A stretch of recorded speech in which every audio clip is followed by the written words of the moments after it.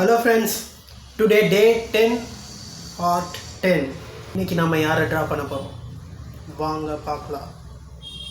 இன்றைக்கி நான் ட்ரா பண்ண போகிறது என்னோடய சின்ன அக்கா. ஏன்னா நேற்று பெரிய அக்காவை ட்ரா பண்ணியாச்சுல, ஸோ சின்ன அக்காவை ட்ரா பண்ணி ஆகணும். இவங்களை பற்றி பார்க்கறதுக்கு முன்னாடி நம்ம போக வேண்டியது பரேலி.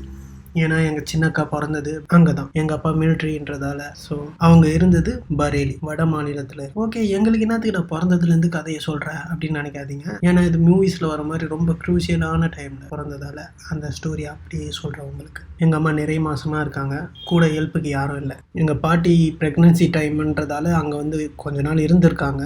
பட் டெலிவரி வரைக்கும் அவங்களால அங்கே இருக்க முடியல. ஏன்னா எங்கள் தாத்தா சடனாக எங்கள்லாம் விட்டு போயிட்டார். ஸோ எங்கள் அப்பா வந்து எங்கள் அம்மா கிட்ட அந்த விஷயத்த சொல்லாமல் எங்கள் பாட்டியை மட்டும் ஊருக்கு ட்ரெயின் ஏற்றி அனுப்பிட்டாரு. ஸோ எங்கள் அம்மாவே கேர் பண்ணிக்கிட்டு எங்கள் அக்காவையும் எங்கள் அப்பாவையும் டேக் கேர் பண்ணிகிட்டு இருந்தாங்க. எங்கள் அக்கா பிறக்கிற அன்றைக்கி நைட் 11 o'clock சடனாக பெயின் வந்துடுச்சு எங்கள் அம்மா. ஸோ எங்கள் அப்பா போயிட்டு கார் டாக்ஸி பிடிச்சிட்டு வரலான்னு வெளியே போயிட்டார்.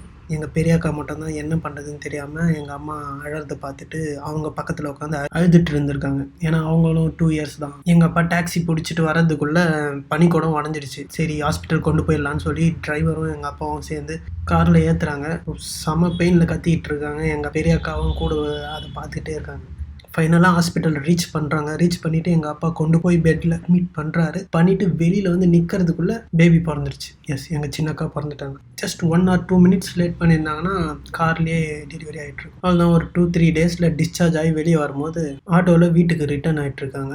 அப்போ எங்கள் பெரிய அக்கா குழந்தைய பார்த்துட்டு இந்த பொண்ணு கச்சடா டப்பாவில் தூக்கி போட்டுருமா அப்படின்னா குப்பை தொட்டி அப்படின்னு சொல்லியிருக்காங்க. ஏன்னா எங்கள் அம்மா அவ்வளோ கஷ்டப்பட்டாங்களே, அழுதாங்க, அதெல்லாம் பார்த்ததால சரி இந்த குழந்தையால் தானே எல்லா பிரச்சனையும், ஸோ தூக்கி போட்டுருமா அப்படின்னு சொல்லிட்டு சொன்னதை அடிக்கடி சொல்லி சிரிச்சுக்கிட்டே இருப்பாங்க எங்கள் அம்மா. ஆனால் எங்கள் அம்மா லைட்டான வலி கூட தாங்க மாட்டாங்க. நான் போயிட்டு கையை கொடுமா அப்படின்ட்டு லைட்டாக ப்ரெஷர் குத்தாலே போதும், அப்படியே போலன்னு தண்ணி வந்துடும், அழ ஸ்டார்ட் பண்ணிடுவாங்க. ஆனால் அவங்க இவ்வளோ பெயின் இவ்வளோ வலி தனியாக சமாளிச்சிருக்காங்க. எனக்கு தெரிஞ்சு 80% ஆஃப் தி ஃபீமேல் வந்து அவங்க பவரை ஃபுல்லாக யூஸ் பண்ணுறது இந்த டெலிவரி டைமில் மட்டும்தான். மற்றபடி மற்ற டைம்லாம் அவங்கள நம்ம ஒரு வீக்கர் செக்ஸ், ஸோ நம்மளால் எதுவுமே தாங்கிக்க முடியாது அப்படின்ற மைண்ட் செட்லேயே அவங்க வில் பவரை யூஸ் பண்ணுறதே கிடையாது. ஸோ லேடிஸ், உங்கள் ஸ்ட்ரென்த் என்னன்றதை உணருங்க, உங்களால் நிறைய விஷயங்களை சாதிக்க முடியும். அண்ட் தென் இவங்ககிட்ட அதே தான் எங்கள் பெரியக்கா கிட்டே எப்படி சண்டை போட்டு இருந்தோமோ அதே மாதிரி தான் சண்டை போட்டுட்டு இருந்தோம். இது நார்த் சைட் பிறந்தாலும் பிறந்துச்சு, எப்போ பார்த்தாலும் ஹிந்தி சீரியலு, ஹிந்தி மூவி, ஹிந்தி பாட்டு எல்லாம் இதே ஹிந்தியே தான் ஓடிட்டு இருக்கு. ஏன் டான்ஸ் ப்ரோக்ராம் கூட ஹிந்தி தான். எப்படா கல்யாணம் ஆகும், நமக்கு பிடிச்ச போக்கேமானு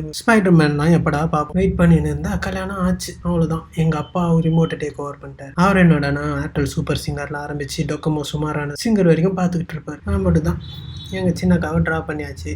ஓகே, நெக்ஸ்ட் வீடியோவில் பார்க்கலாம்.